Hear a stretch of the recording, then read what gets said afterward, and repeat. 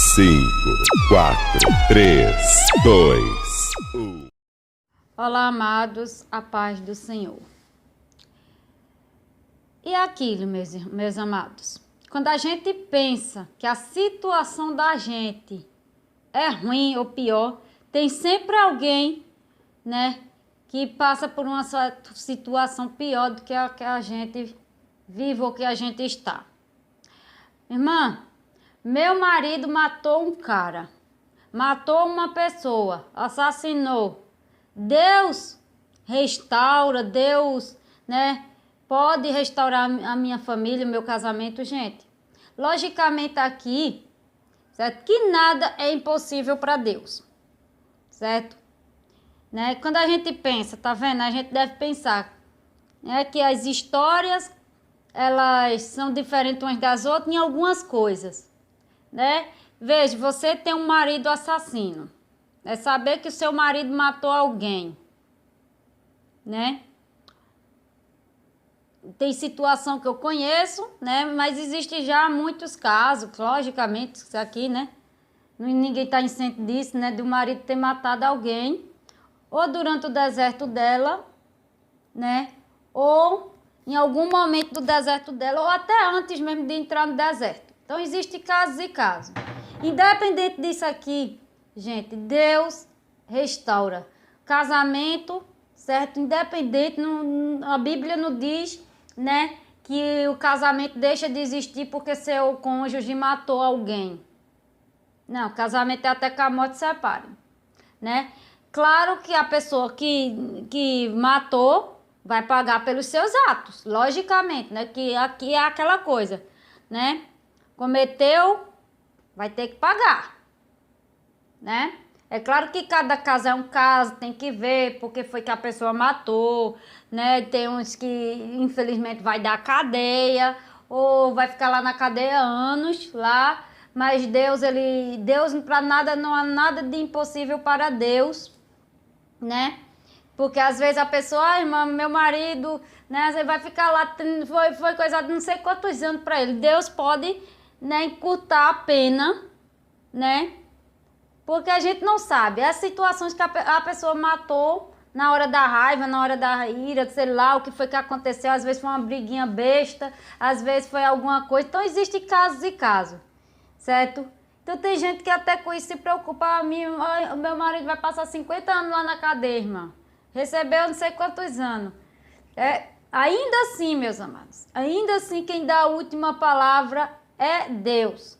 Certo? A última palavra dele, ele pode diminuir pena, certo? Ele pode tratar o seu marido. Quem sabe lá, né? Não foi permissão de Deus que isso acontecesse para tratar com ele lá na cadeia, porque existe casos e casos. Tem situação que Deus permite que a pessoa que aconteça para tratar. Quantos estão lá na cadeia? Quantas pessoas estão lá nos presídios que Deus permitiu para tratar com ele lá no presídio, foi lá no presídio que a pessoa foi liberta, foi salva e tudo mais. Nada sai do controle de Deus, gente. Nada sai do controle de Deus. Nada. Tudo é por permissão de Deus, certo? Nada sai. Quando a gente pensa que Deus não está mais, né, no negócio, não. Certo? Não se preocupe. Continue lutando, continue a orar para que, né, se você tem um marido que cometeu isso aqui, nem todos aqui o marido fez isso, né? Então, mas se alguém tiver aqui, que ore, né, para que ele se torne um homem de Deus, um dia para que ele se torne um grande homem de Deus, como nós temos muitos exemplos na Bíblia, como Paulo, né, que foi o maior, né, e olha que Paulo matou muitos cristãos, né?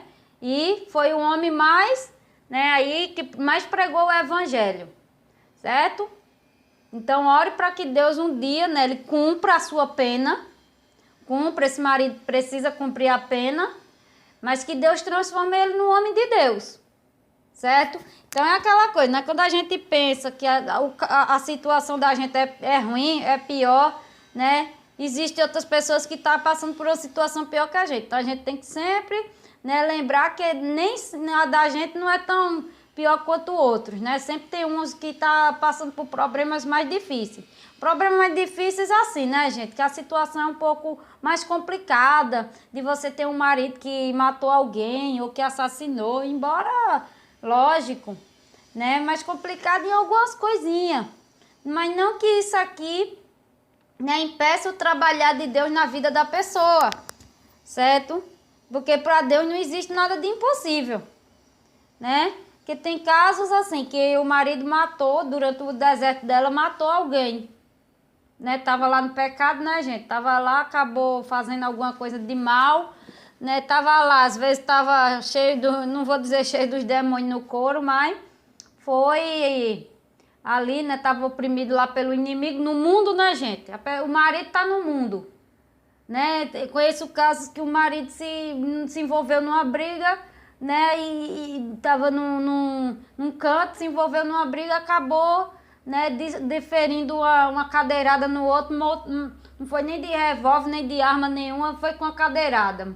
Bateu, deu uma cadeirada no outro, o outro morreu. Assassinou, né? E assim a gente vê vários casos na televisão que a pessoa não precisa matar de arma, né? Então, né, tem brigas no trânsito às vezes, então são casos e casos, logicamente.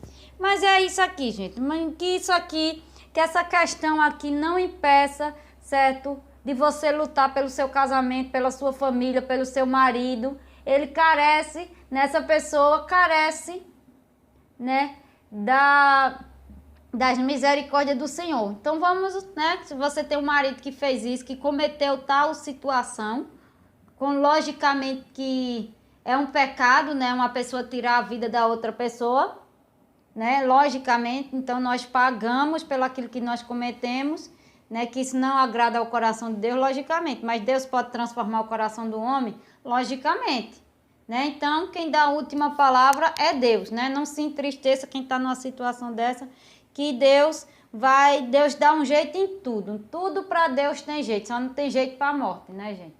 Até para a morte Deus pode ressuscitar, mas para a gente é que é difícil, né?